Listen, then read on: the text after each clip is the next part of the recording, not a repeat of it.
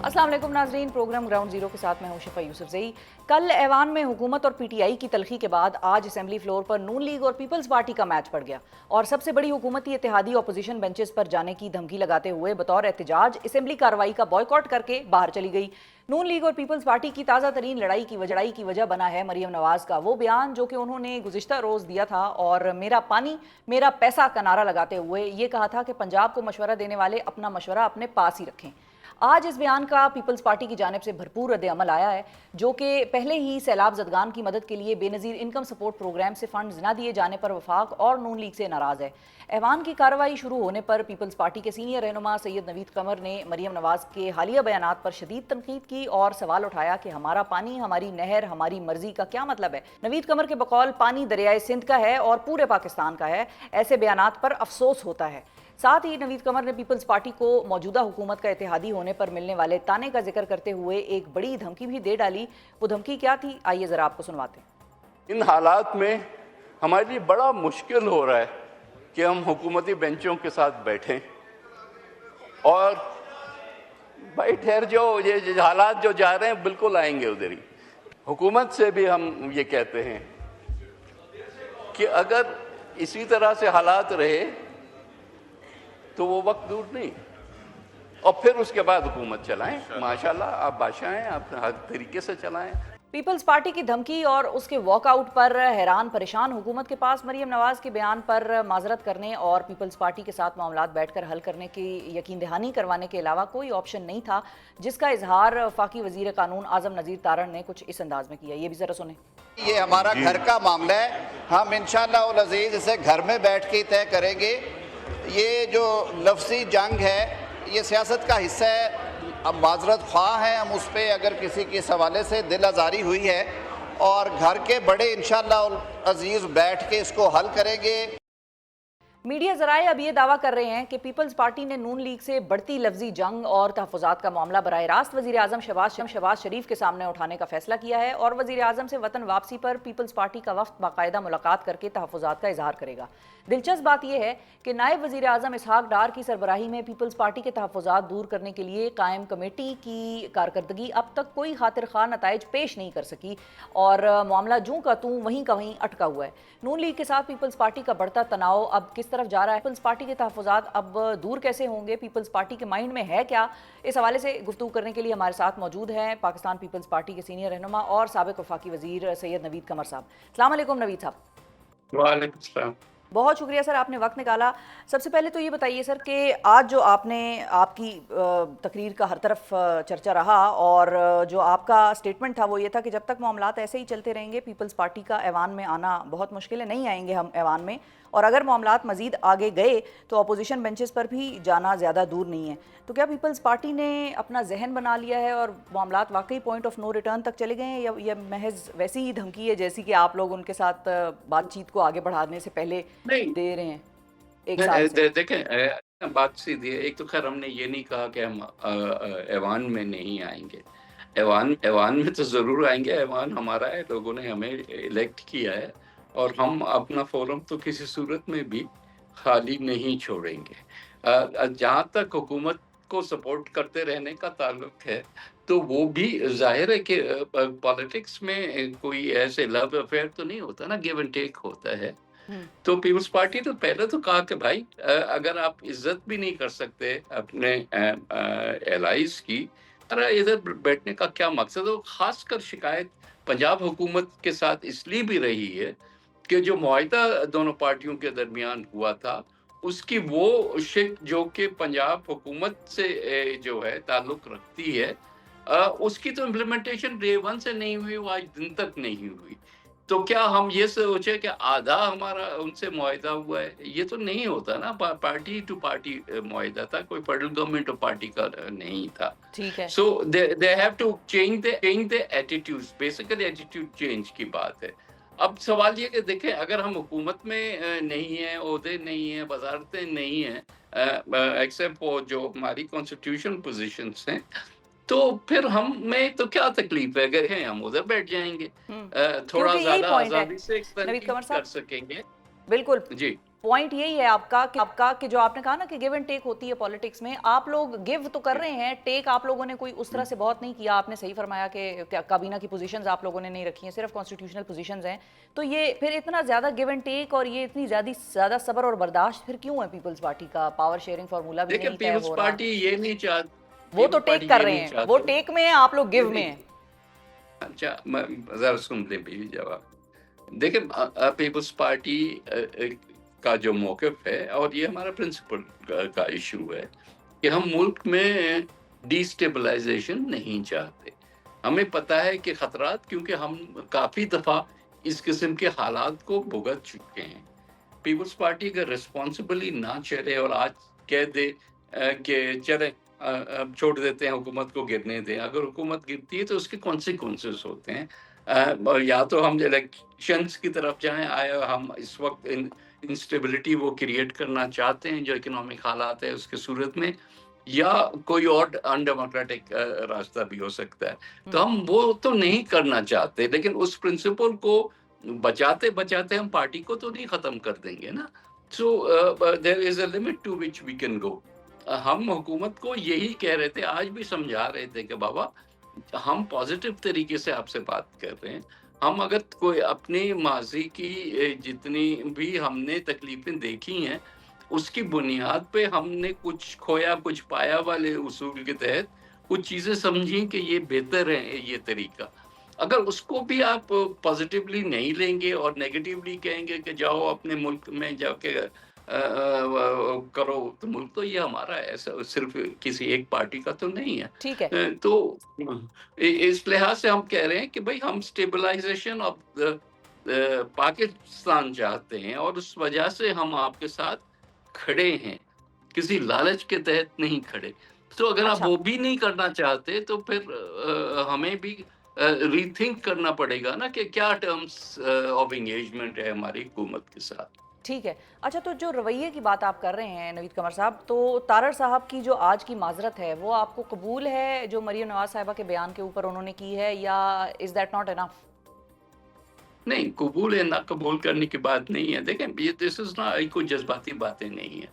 بات ہے کہ آئندہ آگے چلتے ہوئے عمل کیا ہوگا، ایٹیٹیوڈز کیا رہیں گے، کیا ایک یہ سمجھا جائے گا اس کو جو جیسچر ہم کر رہے ہیں اس کو پازیٹیولی لیا جائے گا یا نہیں لیا جائے گا. اگر پازیٹیولی سیاسی طور پہ اور یہ بات ڈیفینیٹلی فیصلہ صرف اس لیول پہ نہیں ہونا، بلکہ دونوں پارٹی کی لیڈرشپ نے اس چیز کو دیکھنا ہے کہ آیا یہ ایٹیٹیوڈ جو ہیں وہ چینج ہو گئے ہیں یا ہو رہے ہیں. کوئی ہمیں یہ بھی سمجھ میں آتا ہے کہ دیکھیں نا، ہم ایک پولیٹیکل کاسٹ تو ہر وقت پے کر رہا ہوتا ہے، کہ کوئی پارٹی بھی پے کر رہی ہوتی ہے جب ایک فیصلہ جو کہ ضروری نہیں ہے کہ اتنا پاپولر بھی ہو. پنجاب کی پیپلز پارٹی جو ہے وہ کبھی بھی یہ اس چیز کے حق میں نہیں تھی کہ ہم بہت زیادہ مسلم لیگ کے ساتھ جڑے ہوئے نظر آئیں. جی. یہ ہسٹوریکل فیکٹ ہے، لیکن ہم نے پھر بھی فیصلہ کیا کہ نہیں، بہتر ہے کہ ہم اسٹیبلٹی لائیں اور اس حکومت کو باہر سے بیٹھ کے سپورٹ کریں. ٹھیک ہے. لیکن there is a limit to everything. ٹھیک ہے. تو پھر جب ہم یہ کہتے ہیں کہ there is a limit to everything, اور پھر ہم پیچھے کا بھی سارا یہ پچھلے 1 سال 1.5 کا ریکارڈ دیکھتے ہیں کہ پیپلز پارٹی اور نون لیگ کے درمیان کس قسم کی ایکویشن تھی. اسحاق ڈار صاحب کے ساتھ کی سربراہی میں کمیٹی بنی تھی، وہ بیٹھتے تھے آپ لوگ ان کے ساتھ، وہ لوگ آپ کے ساتھ، کوشش ہوتی رہی کہ بھئی اس کو آگے لے کر چلیں، معاملے کو حل کریں. لیکن پھر جب دوسری طرف ہم دیکھتے ہیں تو وہاں سے یہ بات آتی ہے کہ میرا پانی اور میرا پیسہ. تو پھر تو آپ لوگوں کے پاس بھی یہ کاؤنٹر نیریٹو ہے کہ آپ لوگ بھی یہ کہہ سکیں کہ بھائی پھر میرا ووٹ اور میری مرضی، پھر ہم اپنے ووٹ کا فیصلہ پھر اپنے حساب سے کریں گے. ایسا نہیں ہونا چاہیے؟ جی بالکل، لیکن یہ سوچ سمجھ کے فیصلہ ہوگا، ایسے رسپانسبلی نہیں ہوگا. ٹھیک ہے. ٹھیک ہے. اور شہباز شریف صاحب جب واپس آئیں گے اب اب یہ طے ہے کہ آپ لوگ ان سے ملاقات کر کے سارا کچھ ان کے سامنے رکھیں گے کہ بھئی اب یہ ہمارے تحفظات ہیں اور اس کا بارے میں بتائیں کہ آپ نے اس کو کیسے سالو کرنا ہے سارے مسئلے کو؟ نہیں، میرا خیال ہے کہ اس سے پہلے ہی ہم کوشش کریں گے کل کے دن میں جو آپ کمیٹی کی بات کر رہے ہیں اس کی ایک میٹنگ ہو جائے، اور ایشوز جو ہیں ان کے آنے سے پہلے ہی کچھ ایک ڈائلاگ میں چلے جائیں، تاکہ فوراً کوئی کریکشن، کورس کریکشن جو ہے وہ ہمیں نظر آئے. ٹھیک ہے، یعنی کہ ڈار صاحب کے ساتھ آپ لوگ مذاکرات کرنا چاہیں گے؟ کوشش کریں گے کہ کسی پازیٹیو طریقے سے اس چیز کو حل کیا جائے. ٹھیک ہے. اچھا، اب ایک اور چیز بھی تھی نوید قمر صاحب، اور پچھلے کچھ دنوں میں ہم نے دیکھا کہ بڑی بڑی پولیٹیکل ڈیولپمنٹس ہوئی ہیں، جیو پولیٹیکل نوعیت کی ڈیولپمنٹس بھی ہوئی ہیں. پاکستان نے اس میں رول پلے کیا. ایک سعودی پاک ڈیفنس پیکٹ سامنے آیا، اس کے اوپر پیپلز پارٹی کا ایک رد عمل آیا، اور ہم نے کچھ آپ لوگوں کے ترجمانوں کے بیانات سنے. انہوں نے کہا کہ پیپلز پارٹی کو اعتماد میں نہیں لیا ہوا تھا. اس کے بعد پھر ظاہر ہے ہم نے دیکھا کہ پارلیمنٹ کا اجلاس بلایا گیا اور اس میں یہ سارا معاملہ لے کے جانے کا فیصلہ ہوا. اس کے بعد پھر اسرائیل کے اوپر وزیر اعظم شہباز شریف کی ایک بڑی کلیئر پوزیشن آ گئی امریکہ کے حوالے سے، اور ٹرمپ کے بیانات آ گئے کہ ہمارے تو بھائی پاکستان جو ہے وہ اس ساری چیز کے اوپر آن بورڈ ہے. اس کے اوپر پیپلز پارٹی کا کیا ٹیک ہے اسرائیل کے اوپر؟ دیکھیں، پہلی چیز تو یہ کہ کون نہیں چاہتا کہ غزہ میں جو ہے وہ یہ جو جینوسائیڈ چل رہا ہے، جو بچوں کو اور بے گناہ شہریوں کو قتل عام ہو رہا ہے، وہ بند ہو. وہ تو ہم میں سے ہر ایک چاہے گا کہ یہ سیز فائر ہو. اب ظاہر ہے کہ جو ڈیٹیلز آئیں گے تو اسی سے پتہ چلے گا کہ کیا کھویا کیا پایا. ہم ایکسپیکٹ کرتے ہیں کہ وزیر اعظم صاحب جو ہیں وہ آتے ہی قوم کو بھی اعتماد میں لیں گے اور الائز کو بھی اعتماد میں لیں گے. اس سے پہلے جو ہمارے ڈی پی ایم اور فارن منسٹر جو سارے اس پروسیس کا حصہ رہے ہیں، وہ دونوں معاہدوں پہ جو ہے وہ اس پروسیس کو شروع کر دیں گے. تو بلا وجہ تنقید کرنے کی بات نہیں، کیونکہ ان پرنسپل کسی کو بھی اعتراض میں نہیں ہے. تنقید نہیں، میں نے اس وجہ سے بھی نہیں پوچھا. میں صرف یہ پوچھنا چاہ رہی ہوں کہ پیپلز پارٹی کو اعتماد میں لیا گیا، آن بورڈ لیا گیا ان دونوں فیصلوں ہم کے ایکسپیکٹ اوپر؟ کر رہے ہیں کہ آن بورڈ لیا جائے گا، کیونکہ یہ ظاہر ہے کہ اس سارا ٹور کر کے جب واپس ہی آتے ہیں اس کے بعد ہی کوئی پراپر ڈائیلاگ یا بریفنگ ہو سکے گی. ٹھیک ہے، تو یعنی کہ پھر ٹرمپ کے فیصلے کو انڈورس کرنا اپنی ٹویٹ سے، اور ٹرمپ کا اپنی تقریر میں ان کا نام لے کر، پاکستان کا نام لے کر کہہ دینا کہ پاکستان حمایت کر رہا ہے، یہ تو پھر بڑا پری میچور نہیں ہو گیا؟ ان کو واپس آ کے یہ اعلان نہیں کرنا چاہیے تھا آپ کے خیال میں؟ میرا خیال ہے کہ یہ ٹرمز آف انگیجمنٹ جو یو ایس کے ساتھ تھے، یہ جو اس کا خیر مقدم ہے وہ اسی کا حصہ ہے. جو نیو یارک میں میٹنگ ہوئی تھی پریزیڈنٹ ٹرمپ کی مسلم اور عرب لیڈرز کے ساتھ، کافی چیزیں کیونکہ وہاں پہ طے پائی تھی، تو انڈورسمنٹس جو ہیں مختلف ملکوں سے آنا جو ہے that is I think part of that whole process. ٹھیک ہے. اچھا، اور اب یہ جو بات ہو رہی ہے کہ جب پوسٹ سیز فائر سچویشن آئے گی غزہ میں اور وہاں پر یہ جنگ بندی کا معاملہ ہوگا، تو سعودی عرب کی سربراہی میں ایک فورس بنے گی. اس فورس کا حصہ ہونا چاہیے پاکستان کو آپ کے خیال میں؟ میرا خیال ہے پیس کیپنگ فورس کا پاکستان اکثر حصہ رہا ہے، چاہے وہ یو این کے اس میں ایجز میں ہو یا اسی قسم کی کوئی چیز ہو، کیونکہ we want to contribute to پیس.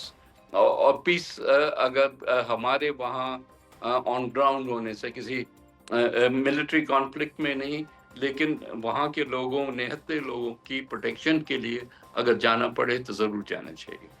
ٹھیک ہے، ٹھیک ہے، بالکل صحیح ہے. اور ملک کی جو انسٹیبلٹی ہے اندر کی پولیٹیکل، اس کے اوپر بھی آپ لوگ گورنمنٹ سے انگیج کرنا چاہیں گے؟ کیونکہ پی ٹی آئی کے جو سلمان اکرم راجہ صاحب ہیں وہ یہ کہتے ہیں کہ معنی خیز انگیجمنٹ اگر گورنمنٹ سے ہو تو اس میں کوئی مضاحکہ نہیں ہے، لیکن ماضی میں ہم نے دیکھا کہ گورنمنٹ ان کے ساتھ بیٹھی، وہ گورنمنٹ کے ساتھ بیٹھے اور ان میں سے کچھ نکلا نہیں.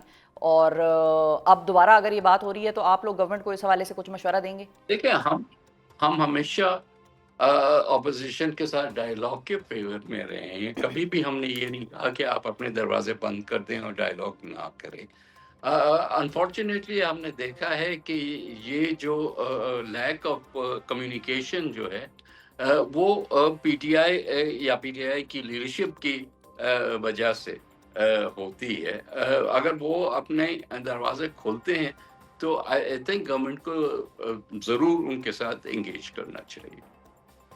ٹھیک ہے، ٹھیک ہے. اور اسی سچویشن کو دیکھتے ہوئے فائنل کویسچن نوید صاحب آپ سے میرا یہ ہے، ایک سچویشن ذہن میں آئی، وہ یہ ہے کہ پی ٹی آئی کی تو ایوان میں نون لیگ سے لڑائی چلی رہی ہے. اگر مثال کے طور پہ آگے آنے والے وقتوں میں آپ لوگوں کے بھی معاملات نون لیگ کے ساتھ حل نہیں ہوتے، یا نون لیگ جو آپ رویے کی بات کر رہے ہیں اس میں درستگی نہیں آتی بات چیت کرنے کے باوجود، تو کسی پوائنٹ پہ کوئی ایسی سچویشن بھی بن سکتی ہے کہ پیپلز پارٹی اور پی ٹی آئی کی کنورجنس ہو جائے کسی ایک پوائنٹ پہ؟ دیکھیں اگر پیپلز پارٹی بھی کو بھی دھکیل دیا جاتا ہے اپوزیشن کے بینچز پہ، تو اپوزیشن تو جب اکٹھی ہوگی تو ظاہر ہے کہ will be a very strong opposition. وہ اس لیے میں نے پوچھا کہ اپوزیشن بینچز کا ذکر آج ہو گیا نا، تو اس لیے میں نے یہ پوچھا کہ پی ٹی آئی وہاں پہ پہلے سے بیٹھی ہے. بالکل صحیح درست کوشچن ہے، اس کا جواب یہی ہے کہ ہاں، اگر یہ معاملہ اس طرف چلا گیا تو حکومت کے لیے بڑی مشکل ہوگی. بالکل صحیح ہے. اچھا، اور فائنلی یہ بھی بتائیے نوید صاحب کہ جب کوئی انگیجمنٹ ہوتی ہے، مذاکرات ہوتے ہیں، مشاورت ہو رہی ہوتی ہے، تو اس کے حوالے سے کوئی ٹائم فریم ہوتا ہے؟ اب آپ لوگوں نے ویسے تو بڑا ٹائم دیا ہے نون لیگ کو کہ اپنے جو بھی فیصلے ہیں ان کو کریں اور اپنی جو وعدے ہیں جو ہمارے ساتھ پیپلز پارٹی کے ساتھ یعنی کہ کیے ہوئے تھے نون لیگ نے، ان وعدوں کو پورا کرے. تقریباً سال ہو گیا اس حوالے سے ساری بات کو، لیکن اب کوئی ٹائم فریم ہے آپ لوگوں کے مائنڈ میں کہ بھئی بس اتنا ٹائم دیکھیں دیں ٹائم گے؟ فریم نہیں اچھا. سیاست میں ٹائم فریم اس طرح سے نہیں ہوتا، نہ ہی کوئی الٹیمیٹم ہے.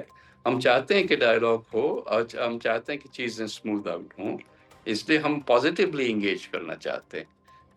ہم کوئی دھمکی دے کے اور ڈیڈ لائنس دے کے اور ان کو بھی کارنر کر کے اپنے آپ کو بھی کارنر کرنا نہیں چاہتے. So I hope this works out well. ٹھیک ہے جی، بہت شکریہ ادا کریں گے. سید نوید قمر صاحب ہمارے ساتھ موجود تھے ناظرین، اور بڑا واضح موقف دیا پیپلز پارٹی کا. حکومت کے جو رویے تھے اس کے حوالے سے بات ہوئی کہ حکومت کو اپنی رویے میں درستی لانی پڑے گی. ساتھ ہی ساتھ انہوں نے یہ بھی کہا کہ جو اسرائیل کے حوالے سے بات چیت کر رہے ہیں وزیر اعظم، یا جو بھی ڈیفنس ڈیل ہوئی پاکستان کی سعودی عرب کے ساتھ، اس کے اوپر پیپلز پارٹی کو اعتماد میں لینا چاہیے تھا. ساتھ ہی انہوں نے پی ٹی آئی کے حوالے سے بھی بڑا اہم بیان دیا کہ اگر ہم اپوزیشن میں جائیں گے، اپوزیشن بینچز پر بیٹھیں گے، تو پھر پی ٹی آئی تو ظاہر ہے وہیں پر موجود ہے، تو ہم پھر ان کے ساتھ ضرور یہ پاسبلٹی موجود ہے کہ ہماری ان کے ساتھ کسی پوائنٹ پر کنورجنس ہو جائے. پروگرام میں ذکر ہوگا امریکی صدر ڈونلڈ ٹرمپ کی جانب سے لانچ کیے جانے والے 20 نکاتی غزہ امن منصوبے کا، جس کو وہ غزہ میں امن کی ضمانت قرار دے رہے ہیں، جبکہ پاکستانی قیادت نے بھی اس منصوبے کی بھرپور حمایت کر دی ہے. دوسری جانب حماس کی قیادت کا ابتدائی رد عمل ابھی تک خاصا محتاط ہے. منصوبے کی ایک اہم ترین شق یہ ہے کہ اس منصوبے کو تسلیم کیے جانے کے 48 گھنٹوں کے اندر اندر حماس اسرائیلی قیادت رہا کرے گا، جبکہ اسی منصوبے کے تحت غزہ میں امن کے قیام کے لیے ایک امن بورڈ بنایا جائے گا جس کی سربراہی خود ٹرمپ کریں گے. غزہ امن معاہدے پر عمل درآمد کتنا چیلنج ثابت ہو سکتا ہے، اور غزہ اب امن سے کتنی دوری پر ہے، اور کیا واقعی یہ 20 نکاتی پلان پریکٹیکل ہے، اس سے واقعی اس خطے میں امن آ جائے گا؟ اس حوالے سے گفتگو کرنے کے لیے ہمارے ساتھ موجود ہے پاکستان کی اقوام متحدہ میں سابق مستقل مندوب اور امریکہ اور برطانیہ میں پاکستان کی سابق سفیر ڈاکٹر ملیحہ لودھی صاحبہ. السلام علیکم ڈاکٹر صاحبہ. وعلیکم السلام. بہت شکریہ ڈاکٹر صاحبہ، آپ نے وقت نکالا. سب سے پہلے تو اب ظاہر ہے 20 نکاتی جو ایک ایجنڈا سامنے آیا ہے، 20 نکاتی پلان سامنے آیا ہے، آئی ایم شور آپ نے بھی دیکھ لیا ہوگا. آپ کو کیسا لگا؟ کتنا پریکٹیکل آپ کو لگا؟ کتنا ڈویبل لگا؟ دیکھیں ابھی تو بہت کچھ ہونا باقی ہے، اس لیے کہ 2-3 بنیادی چیزیں ہمیں سامنے رکھنی چاہیے. اس پلان سے امن کی کوئی نہیں ہے، اس لیے کہ لگتا یہ ہے کہ اس پلان کے بعد مذاکرات جو ہیں وہ اہم ہوں گے. حماس اور اسرائیل کے درمیان ظاہر ہے مذاکرات کے ذریعے ہی سیز فائر ہو سکتا ہے اول تو، اور اس وقت مذاکرات جاری ہیں دوحہ میں. میں سمجھتی ہوں کہ ان کی قطر کی حکومت اور حماس کے درمیان اور ابھی حماس کا ریاکشن نہیں آیا. دوسری بنیادی چیز جو میری سمجھ میں آئی ہے، اس پلان سے فلسطینی انٹرسٹ جو ہیں وہ پروٹیکٹ نہیں ہوتے، اور اس میں تفصیل میں بعد میں جاؤں گی. اور پھر میں سمجھتی ہوں کہ تیسری چیز جو سامنے رکھنی چاہیے وہ یہ ہے کہ ابھی جب تک حماس کی رضامندی نہیں ہوتی تو یہ پلان آگے چل نہیں سکتا.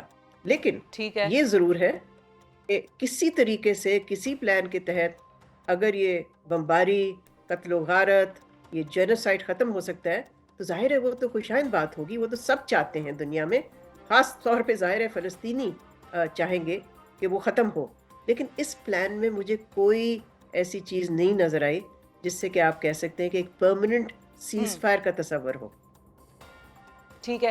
اچھا، کیونکہ ہم نے بھی بالکل آپ کی بات صحیح ہے کہ حماس کا کوئی اس طرح سے باقاعدہ موقف نہیں آیا، لیکن جو ابتدائی کچھ اشارے ہمیں حماس کے نظر آئے ہیں یا ہم نے جو نیوز چینلز پہ ٹکرز وغیرہ دیکھے ہیں وہ یہی کہہ رہے ہیں کہ ہمیں تو یہ موصول ہی نہیں ہوا باقاعدہ طور پہ ابھی معاہدہ، اور اس کے جتنے ہم نے سنا ہے جو ٹی وی سے یا اخباروں سے ہمیں پتہ چل رہا ہے، اس کے 20 نکات جو ہیں وہ اسرائیلی موقف ہی کی تائید کر رہے ہیں.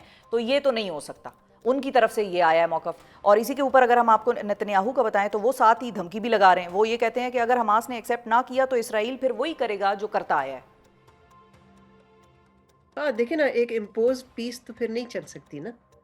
اگر آپ سمجھتے ہیں کہ آپ امن قائم کر سکتے ہیں زور کے تحت، فورس کے تحت، تو وہ تو نہیں ہو سکتا. لیکن میں سمجھتی ہوں کہ اگر ہم اس کو دیکھیں تھوڑا ڈیٹیل میں، اس پلان کو، پہلے تو میں یہ کہوں گی کہ اس میں اس طرح کی تفصیلات ہے ہی نہیں جس کی ضرورت ہے، جس کی وضاحت کی ضرورت ہے. یہ بہت ہی ویگ ہے 4 پوائنٹس پہ.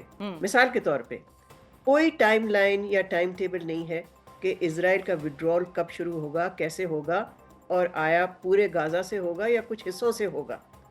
جس چیز کا ہے گارنٹی نہیں، جس چیز کی ٹائم لائن دی گئی ہے وہ یہ ہے کہ ایگریمنٹ سائن ہونے کے بعد، کنکلوڈ ہونے کے بعد 72 آورز لیٹر سارے ہاسٹیجز کو ریلیز کرنا ہے. اس کے علاوہ کوئی ٹائم لائن، کوئی ٹائم ٹیبل نہیں ہے باقی چیزوں کے لیے. پھر جیسے میں نے پہلے عرض کیا کہ اس میں پرماننٹ سیز فائر کا کوئی تصور نہیں ہے فی الحال.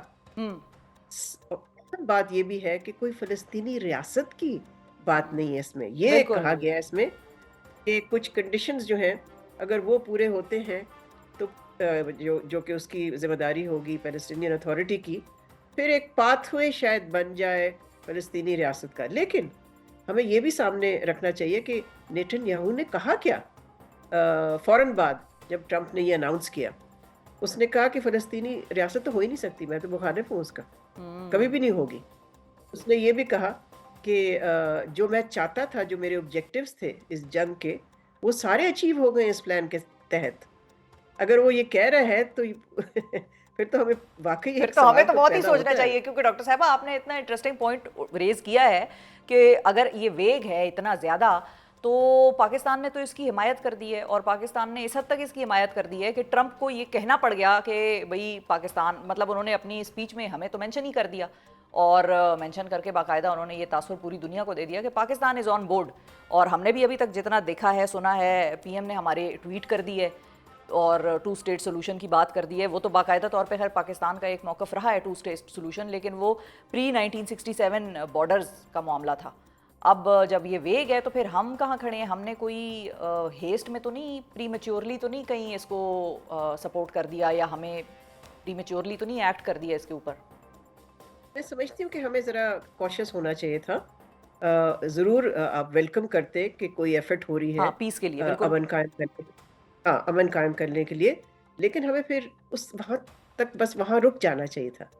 بیکاز اس طرح کی سویپنگ انڈورسمنٹ جو ہے، جب آپ کو تفصیلات کا پتہ ہی نہیں ہے اور آپ کو یہ بھی نہیں پتا کہ اس کی جو امپلیمنٹیشن ہے، جیسے آپ نے بھی کہا، وہ تو لگتا یہ کہ ساری اسرائیل کی ٹرمز پہ ہوگی. اور پھر کیا پاکستان سپورٹ کرتا ہے ایک کلونیل پروجیکٹ کو؟ بیکاز یہ تو کلونیل پروجیکٹ ہے.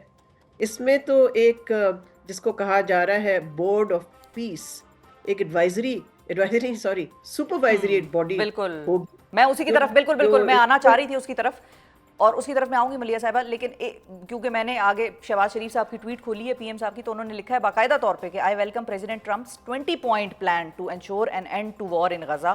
اب end to war in Gaza تو ٹھیک ہے ہر بندہ چاہے گا، لیکن جو 20 پوائنٹ پلان ہے انہوں نے پورے 20 کے 20 نکات کو ہمارے وزیر اعظم نے انڈورس کر دیے. ہاں میرا خیال ہے اس پہ caution would have been a better response. اچھا، اور کیا آپ کو لگتا ہے کہ اس کے اوپر سارے ہماری 20 پوائنٹس پہ تو ہم ایگری بھی نہیں کریں گے. آئی ڈونٹ تھنک ہم ایگری کریں گے سارے 20 پوائنٹس. ہاں، اس لیے کہ کچھ اتنے زیادہ ویگ ہیں کہ اس کو انڈورس کر کے فائدہ کیا ہوگا جب آپ کو پتہ ہی نہیں ہے کہ اس کے اندر ہے کیا.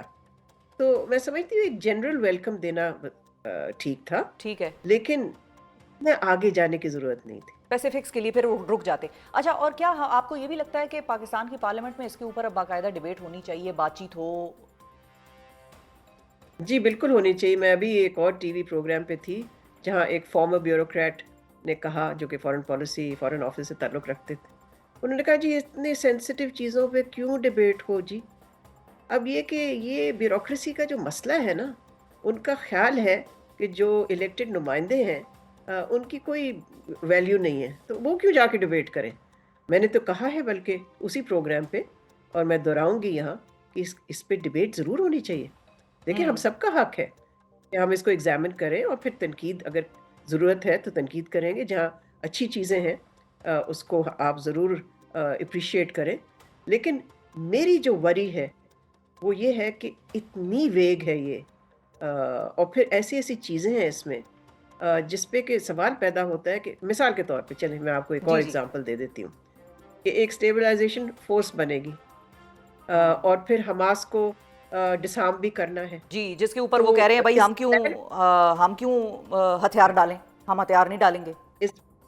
اس پلان کے تحت مسلمان ملکوں اور عرب ملکوں کو ذمہ داری دے دی گئی ہے کہ آپ حماس کو ڈسارم کریں، اس لیے کہ اسٹیبلائزیشن فورس جس کو کہا جا رہا ہے، پیس کیپرز جو بھی لفظ آپ استعمال کرنا چاہیں، تو اس کی بنیادی جو رسپانسبلٹی ہوگی سب سے پہلے would be to disarm, because اس میں کہا گیا ہے نا کہ کوئی گروپ اس طرح کا نہیں ہم چھوڑیں گے، ملیٹنٹ گروپ وغیرہ. بالکل. تو یہ بھی بہت ہی ایک میں سمجھتی ہوں کہ خطرناک چیز ہے. اور اس میں پاکستان کہ کا رول ہو اگر، تو وہ کیسا آپ کو لگے گا؟ جی میں سمجھتی ہوں کہ پاکستان کو بہت سوچ بچار کرنی چاہیے کہ اگر پاکستان سے ریکویسٹ کی گئی ہے یا کی جائے گی کہ پاکستان اپنی فوجیں بھیجے، تو میں سمجھتی ہوں میں تو اس کی مخالف ہوگی. اچھا، اور آپ اس اس کی کی بہت مخالف. ساری وجہ ہے. اس کی وجہ یہ ہے کہ پاکستان کہیں انوٹنگلی ایک کمپلسٹ نہ ہو جائے ان این اسرائیلی آکوپیشن، ایک ایکسیسری نہ بن جائے of an Israeli occupation. Because دیکھیں اور پھر آپ کا کام کیا ہوگا کہ اگر فلسطینی جو غازہ میں ہے ان کو سپریس کرنا ہوگا. ہمارا کام، ہمارا نہیں، یعنی کہ اسٹیبلائزیشن فورس کا. تو اس لیے میں سمجھتی ہوں کہ اس کو بہت سوچ سمجھ کے اس پہ فیصلہ کرنا چاہیے. ٹھیک ہے یہ فیصلہ کرنے کا حق تو ظاہر ہے حکومت کے پاس ہے، لیکن they must be very careful on this. ٹھیک ہے. اچھا، اور فائنلی ڈاکٹر صاحبہ یہ بھی بتا دیں کہ جو امن بورڈ بنا ہے اب، غزہ امن بورڈ، اس کا سربراہ ہوں گے ٹرمپ صاحب، اور ٹونی بلیئر صاحب بھی اس میں شامل ہوں گے. یہ آپ کو کوئی اچھا اومن لگ رہا ہے، اچھا شگون لگ رہا ہے؟ ظاہر ہے یہ تو ایسے لگتا ہے کہ ایک فورنرز جو ہیں باہر کے لوگ رن کریں گے غازہ کو، اور یہ تو عراق سٹائل آکیوپیشن کا پروجیکٹ لگتا ہے. آپ کو یاد ہوگا کہ عراق میں امریکہ نے اور برطانیہ نے مل کے جی اس کو آکیوپائی کیا تھا، اور وہ بھی غلط گراؤنڈز پہ. لیکن یہ تو اس طرح کی چیز لگ رہی ہے. دیکھیں فورنرز کا تو کام نہیں ہے نا ٹو رن غازہ، یہ تو فلسطینیوں کا ہے.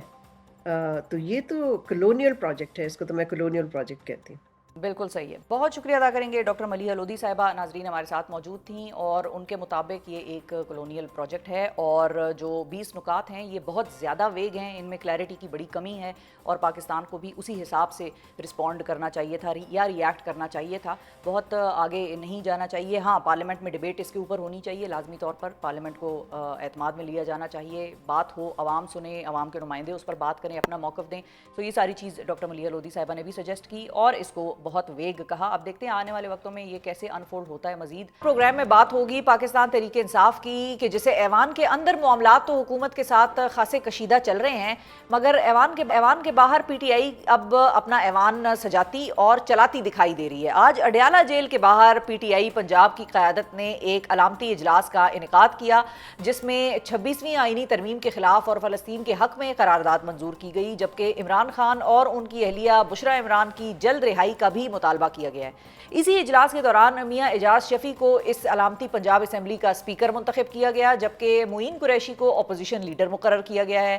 پی ٹی آئی کو پنجاب اسمبلی اڈیالہ جیل کے باہر کیوں لگانا پڑی اور اب آگے کا کیا لائے عمل ہوگا، اس پر بات کرنے کے لیے ہمارے ساتھ موجود ہیں تحریک انصاف کے رکن پنجاب اسمبلی اور آج ہونے والے پنجاب اسمبلی کے علامتی اڈیالہ اجلاس کے اسپیکر میاں اعجاز شفیع صاحب. السلام علیکم میاں صاحب.